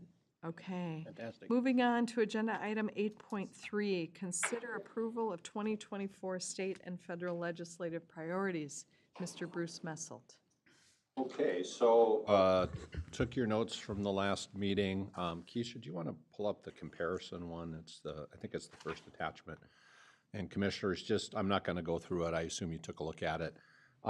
Really, just what I want to highlight is I put in yellow in this one the changes from the last version you saw, and I also included then adding what I understood to be your priorities, with the exception of five. So what I have down as the top priorities for consideration today is the technical corrections for North Star, the CASA 4 Trunk Highway 169 project, the Parks project, legislation regarding Tyler versus Hennepin County, which comes from Kathy, and then support for work to clarify the school resources officer from Joel. And then for the one that I wasn't 100% sure what you had priorities, there was 2 points that were discussed. One is establishment of state standards for cannabis and cannabis products, and then the one regarding, Andrew, which one was it? The housing one you wanted, or the economic development one? Yeah, well, the way I was going to phrase it was just support property tax reform. Oh, the property tax reform, okay. So I'll note those down there. Again, these are, your top priorities are really just the focus ones. They're all still on our platform, but I'll let you guys decide those top 5 or 6. You can see we've had 5 or 6, but really the ones we spend lobbying money on depends upon what's more viable. So then within economic development, we did add the one about new housing stock, and we have started conversations with AMC about that. And Rayanne, I think, are you still chair of the housing committee then for AMC? So Yes. Matt said he'd probably have a conversation with you, Rayanne, and Andrew, he's going to circle back with you too. And we did touch base briefly at the conference as well. Okay, and then I did add back broadband because the board had said you wanted to keep that on our priority list. Transportation, again, added technical corrections for that, just so that it was clear that that was a priority of the board. In the assessor, this one I think is where we got there. So the board discussed updating not just the homestead market value exclusion level, but also the tax classification rate schedule. So added that, and we'll communicate that if it's approved by the board to both AMC as well as Mayo. Health and Human Services, again, adding the cannabis standard, and I've started conversations with AMC this week on that as well. I think that they now recognize that this is going to be a need to have some lab, someplace in the state of Minnesota testing. Planning and zoning added the word "and," so it was clear we were talking about just not only decommissioning, but also facility itself. So the idea would be that we would look at facilities and the decommissioning process. And then I think that was probably the major changes, with the exception of community corrections, indexing base appropriations to inflation for corrections aid, which is standard, as well as the, for a standard also for not just county program aid, but also corrections funding. And then, Andrew, I think that we already had in there the property, the property tax one, but we can also modify it if it's not clear. And then the federal ones just clarified, they really didn't change a lot. So this is kind of the final version. What I'd like to do is get the board approval. If you want to discuss it, make some changes. And then once you approve this, I'll schedule one-on-one meetings for us with each of our representatives in St. Paul. And then for the DC crowd, typically we work for Emily, and then she'll probably set up some virtual meetings with the staffers for the DC crowd, so.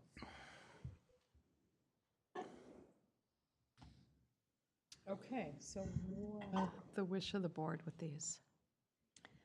I think, Madam Chair, I think that we've touched on pretty much everything, and working with our AMC partners and through the different levels of involvement in economic development, general government, and all the other list of groups that we work with. I think that we're really going to be able to make some headway by working with partners. So I like the way the list is set up. I can't think of anything we've left out. Madam Chair?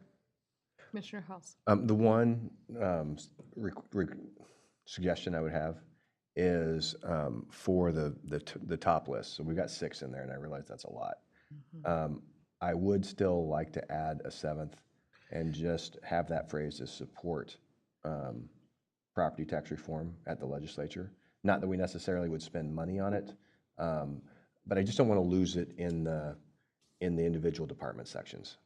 I feel like it's I feel like it's important because it's one of the key ones that really affects the county, the residents of the county, and so I feel like it's important enough. It should bubble up there from a support standpoint. Other You comments? just or- want it as a standalone item, kind of? Yeah, just an item under the top legislative priorities. Just item 7, make it an item 7. Support property tax reform of the state legislature.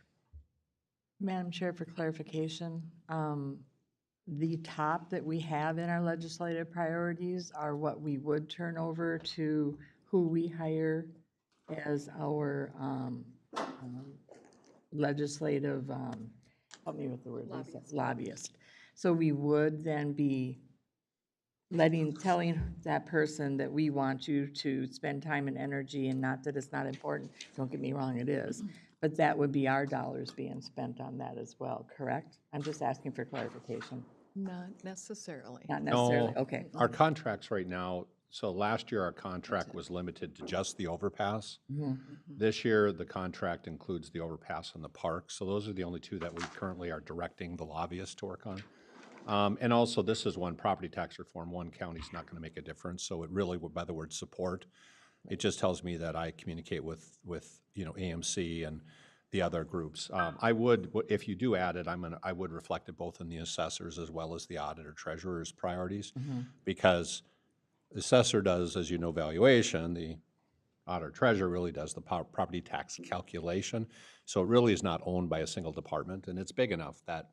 But just so if you put it on the top, I don't want it lost in the staffing either. So if you add it, and that's fine, so. Okay.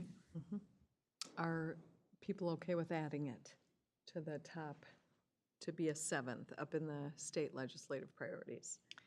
Absolutely. We could roll with Property tax lucky reform? 7. Okay, so support property tax reform. I really want to encourage people to get connected with AMC. This is a statewide issue. It's not Sherburne. It is, yeah. Yep, and it's, if you could get many, many counties in on that, that's where We know anybody we'll there? have You're going to need success. multiple legislators on both sides of the aisle to make that work. Definitely. The other reason why it's an AMC issue is because immediately what AMC will do is reach out to League of Minnesota Cities as well as the school districts, because all of local governments rely on property taxes. Yep, the big 4 we Yeah. will reach out to. Oh, I forgot the townships, I'm sorry, you were Townships correct. too, yeah, which now I sit on that also, so. Okay, so with that, anything else? So, Madam Chair, I'd like to make a motion. So I'd like to make a motion to approve the 2024 the 2024 legislative priorities, with the exception of adding a 7th item under the top 2024 state legislative priorities to include property tax reform. I'll second. Motion's made by Commissioner Hall, seconded by Commissioner Danielowski. Any other discussion? And as many of us have just gotten through the NACO board meeting and AMC, these all really roll in well with both of those priorities. So lots going on, many different efforts. So stay tuned. All in favor, please say aye. Aye. Opposed, nay. Motion has carried. The January 2024 County Board meeting dates and times and consideration of next year's schedule. Item number 8.4. Yeah, and this is first look. I think we bring the final, right, Keisha? We're going to come back on the 19th then? Yes, I have it written in your background justification that we'll review today. You guys can let me know of any changes from today until we are getting the packet ready for the 19th, and we'll make the amended changes as needed and present them at that meeting. And then just a note, on the 19th, we set the first two meetings. The reason we do that is so then the second meeting in January is not a special meeting. So we set the organizational meeting, and then we'll set the other meeting. Also, because we may have a commissioner remote at that first January meeting, it's important that we gel this pretty quick, so. And Keisha, do you want to lay out, we kind of followed the same processes this year, right? So generally the first and third Tuesdays? Yes, we did generally the first and third Tuesdays. Where you'll see a difference in the proposed 2024 schedule is going to be the month of July. Normally, we only have one board meeting in July, but the conference falls different this year. And it did allow us to have two meetings, but what we did is we moved into the second Tuesday and the fourth Tuesday, as there are 5 Tuesdays in that month to still give a break for the 4th of July holiday and for that conference that falls in there too. And then we still kept we also moved the meeting in December to the first Tuesday and the third Tuesday, as that conference has shifted as well for AMC, which is why we shifted it to today, Thursday, the past couple years. And then you'll notice in July, we normally have a 2-day budget workshop, so we'll have a meeting on one of those budget workshop days. We're proposing the 23rd. And that's just because, you know, the auditor's got to pay bills, and it gets really stale if we have an entire month without you conducting regular business. So we anticipate that July 23rd meeting would be fairly short, but you're here anyhow for the budget workshop. So if you remember, we typically do Monday budget workshops and then take a break in the afternoon. And then Tuesday we go in the morning and we break in the afternoon with the budget workshops. And this week we'd have a short business meeting. So double up on your time if you're okay with it. Andrew, you look pensive there, so. Oh, just, you know, we normally do one July meeting. Normally we do, and we struggle with that because we could do it on the 16th, right in the middle of the month. But again, that's right after the conference, the summer NACO conference. So some people may, you know, either be traveling or have travel fatigue. And then the other challenge is we had the budget workshop the next week anyhow. Well, my question was, I mean, we could still stick with that, stick with the 23rd, but not have this meeting on the 7th. You mean the 9th? I'm sorry. The 9th? Yeah, the 9th. Let's see, June 8th, so we'd have 1, 2, 3, 4. We'd have an entire month, though, then, between the June meeting and the July meeting. I see what you're saying. Yeah. Yeah, I mean, I think it's totally up to you guys, but if you're going to go to one, my suggestion would be then move the budget workshops into the middle of July, like the 17th, 18th, and have another Thursday meeting on the 18th. But if you really still strongly only want to have one meeting in July. I don't feel strongly one way or the other. Okay. The only other question I had was, the other possibility on this was whether or not we were going to do the 3 evening meetings. Yeah, so in your packet and in your handouts. Can we go back to the budget workshop thing and think this through a little more? Yep, sure. So I really want commissioners, the thing that I have found with commissioner work, different than when I was in the legislature, every month is the same, and our months are full. and they're big. So I mean, not that I need time off, but we don't get a ton of time off. So I want us to really look at July. And is there a way that we don't have to have the 2 meetings? I know that it's problematic for staff if we have too much time off between, so I want to keep that in mind. But would people be okay with a meeting on the 9th, but then we don't meet again for another month, Bruce, either? Well, no, I'd suggest looking at that week, late in the week of the 15th then, just right in the middle of the month. So we could do a Thursday meeting like the 18th. And if you wanted still to double the budget workshops, Dan, could we be ready early enough to do them? So we could do the budget workshops 17th and 18th And with a meeting on the 18th. Yeah, it just means you're gonna have 2 long days, but But then we would have those 2 weeks, end of July, just for a little break in the Yeah. year. One question, Planning Just Commission. smiling. That's my Planning vacation month. Commission, what normally is, I mean, if I recall, July gets to be a pretty, I mean, it's not a lot of meetings. People get on vacation, there's a lot of things that, on average, is there even a Planning Commission meeting that happens that would bump us up against that 30-day requirement to act on things that the Planning Commission approves? Well, if they knew this by now, they could plan Yeah, around that. we can adjust They Planning can plan Commission around meetings. that. Yeah, if we give them these dates early enough, I would hope they can plan around it with not too much inconvenience. So I'm going to recommend, if possible, I know it's pushing the budget for Dan and Bruce, but 17th, 18th budget workshops with the 18th, no? Not for Greg. No, I mean, then you just lose your whole month. You know, I mean, But we'd have nothing then from the 19th on. we're not gonna have the meeting on the 23rd? No, those we wouldn't meet the We eliminate 22nd, those two. 23rd. Okay, So we would just go. I've lost track here, I guess. So we go Sorry. 17th and 18th. Move this up to here, so we'd have all of this open. So we'd have the 9th, we'd have our meeting on the 9th? no, we'd cancel the 9th. We would just Cancel have the one 9th. meeting in July. Okay. And it would also be the same day as the budget workshops. So the the 17th and 18th would be 2 long budget days. workshops and a budget meeting. And, But those would be the only meetings in July. Correct. Only meetings in July would be 17th, 18th. Other than NACO, if you choose to go to NACO, then you have lots of meetings. I would prefer that in July to, not, to have those meetings later in July, because I would like to, I mean, I don't know what Andrew's plans are for there, but if I'm going to Florida in July, I'm gonna stay there longer than just a conference, you know, and we've got a meeting on the 9th, so that weekend is out. no, We we wouldn't have canceled the that. You're not gonna have a meeting on the 9th? How am I missing all this? We would only have meetings the 17th and 18th All right. in July. That's it. And then, You could go to Florida on the 19th of June. You could leave for Florida this day Yeah, and come back this day. okay, I just, and then, you know, again, you do have a remote option if we know ahead of time. apparently I got completely out of, Yeah.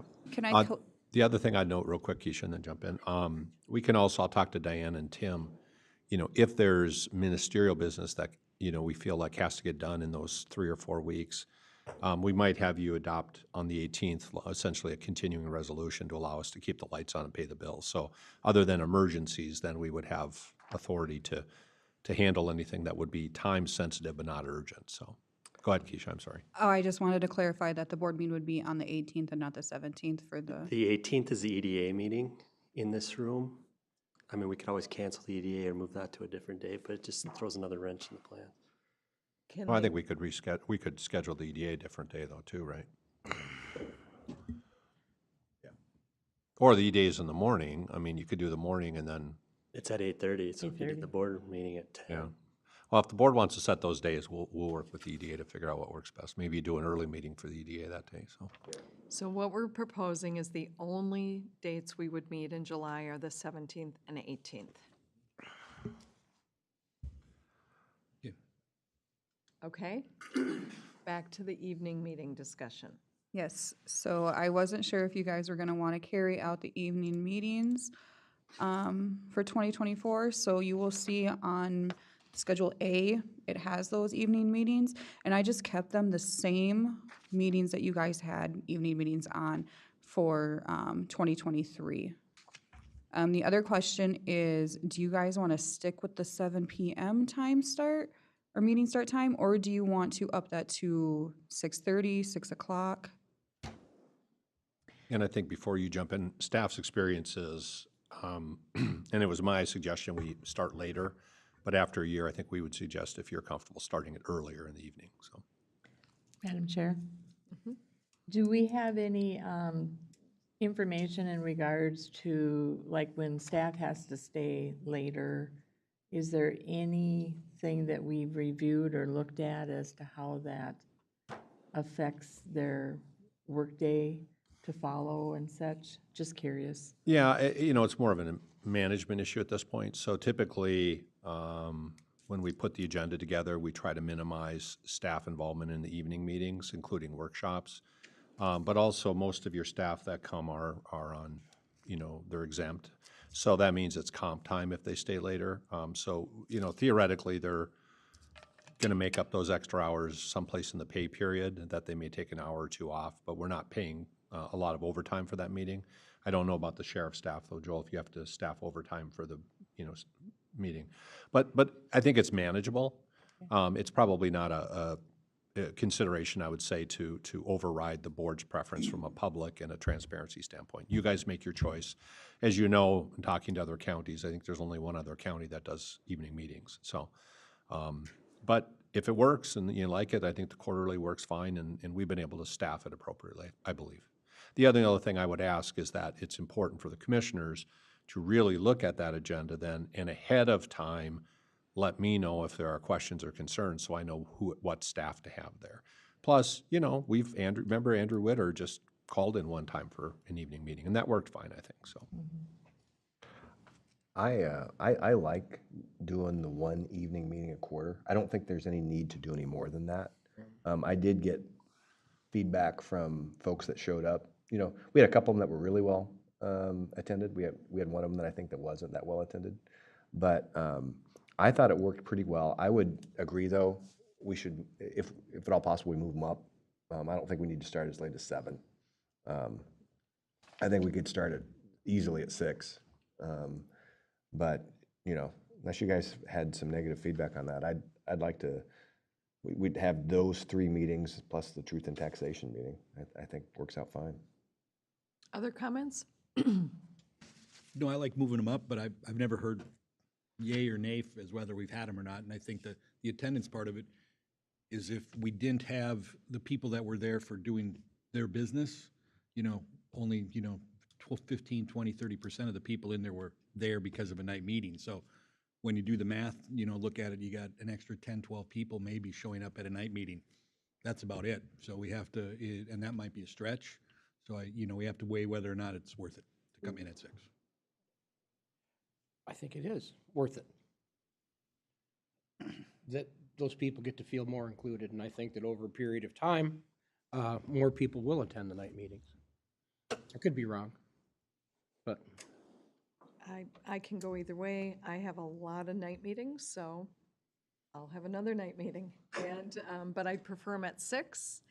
I believe there were very few there from my district at those meetings, and no one has commented either way to me on them.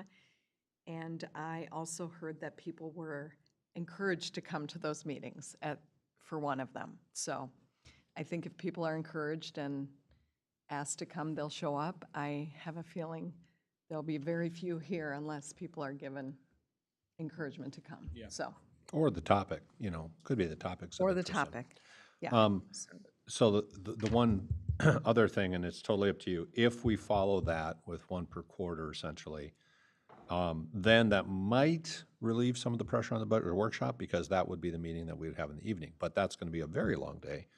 Otherwise, if you don't want to do that double on that 17th and 18th, then I would suggest if you want to do the evenings, we move the first meeting to that March 20th, and then the second one, June 18th, and the third one, September 19th, and then the fourth one is TNT. So it'd still be 1 per quarter. I would just move them up because Otherwise, the July one becomes problematic since you changed your July calendar. Well, Can I jump in? If we move them to March 20th, that is also Community Health Board, and the 18th is also Ditch Authority, so we would have extra staff that would be needed for those if we moved them to the second meetings of the month. I'm sure- Compromise suggestion? Okay, sorry. A compromise suggestion is we not do the July in the evening, just do it as a normal meeting. So just April So and we would just October. do April and. October and December. October and December. Yeah, that works. That works. And then that way we're not mucking up that July meeting, because we're already messing up that July meeting anyway. But if we did that, we're still giving people the opportunity to show up. It just from a calendar standpoint, might be easier if we did it that way. Just had the two evening meetings plus the TNT. Yes, and library always meets the third Tuesday, so that wouldn't work for me. So I think keep them, have them April, October, In December. December? December meeting TNT. Truth and Taxation's an evening yeah. meeting. November, December. Which would actually be November 30th. Right. Yeah. All right. And move them to 6 o'clock. 6 o'clock. 5 o'clock. Do I hear 5? If you do 5, I can have soup and sandwiches. Do I hear so it's- 4:30? They used to be at 4, right? Oh, we had a Or vote We had on a hand go up. Can we see 4? 4:30. I don't think noon is considered evening. 5 o'clock somewhere. That or that. There's that. 5:30? 5:30 is fine. I think what I'll do, just, for giggles, is I'll just, since it's so few meetings, I'll just bring a crock pot with some soup, and if you don't get to eat before, at least we have something. I'm not, we won't make a big a deal out of it, but yeah, 5:30 is better for staff. I would stay at 6. Just give people a chance to get here. I mean, I'm not worried about me eating. I can go 30 days without food. I mean, I have reserves. I can go 35. Let's go at 6. 6 o'clock. Okay. 6 o'clock. Okay. Whew, take a breath. Do you need a motion on this? Oh. No, I think because it's just discussion, we're we'll bring it gonna- back for final vote at the For next meeting. yeah. We actually have this RBA written to set the date for the first January meeting. Oh, Yeah, we do need an action for That's what we that, have to so- vote on. So set the January county board meeting dates and times and begin review. So we do need action. Motion to set the January meetings as January 2nd, January 16th, 9 a.m. Okay, Commissioner Halls moves, I'll second. seconded by Commissioner Felber. I'm back on track here. And all in favor, please say aye. Aye. Aye. Opposed, nay. Motion has carried. Just for clarification, that was just for that meeting, dates in January. Correct, and location. Yes. And then, just a note on closed session, because we're near the end of the actual meeting, when we close for the session, we're going to shut down the YouTube live stream, and we're not going to bring that back, even though we do have an action item. You're going to come back into public meeting. I'll open the doors again. Anything you do will be noted in the minutes, but from a technology standpoint, this will end the conversation then about, or at least end the interactive portion of the meeting with the YouTube and everything, okay? Okay, so with that, we will take about a 5-minute recess as we get set up for the closed session.